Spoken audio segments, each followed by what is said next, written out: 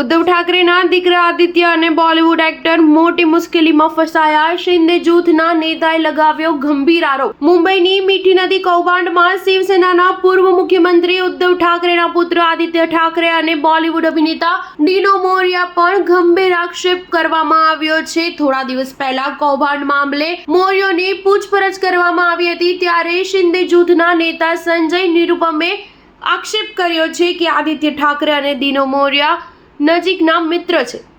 મીઠી નદીમાંથી કાદવ કાઢવાના કોન્ટ્રાક્ટ હેઠળ 65 કરોડ રૂપિયાના કથિત કૌભાંડમાં મહારાષ્ટ્ર પોલીસની આર્થિક ગુના શાખાએ મોટી કાર્યવાહી કરી હતી અને કોન્ટ્રાક્ટર, નગર નિગમના અધિકારીઓ સહિત 13 લોકો વિરુદ્ધ કેસ નોંધાવ્યો હતો. થોડા દિવસો પહેલા આ મામલે ડીનો મોરિયાની પૂછપરછ કરાઈ હતી. આમાં એવો દાવો કરાયો છે કે ધરપકડ કરાયેલા 2 વચેટિયાનો મોરિયા સાથે સંબંધ છે.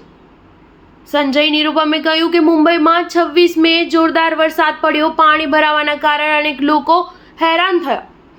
આદિત્ય ઠાકરે મુંબઈના નિર્માણાધીન ઇન્ફ્રાસ્ટ્રક્ચરમાં કથિત ભ્રષ્ટાચાર થયો હોવાનો આક્ષેપ કર્યો છે, પરંતુ મુંબઈમાં પાણી ભરાવાના 2 કારણો છે.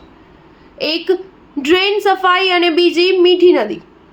26 જુલાઈ 2005માં 900 મિલીમીટરથી વધુ વરસાદ પડ્યો, ત્યારે ઠાકરે પરિવાર બાલાસાહેબને છોડીને 5 સ્ટાર હોટલમાં જતા રહ્યા હતા.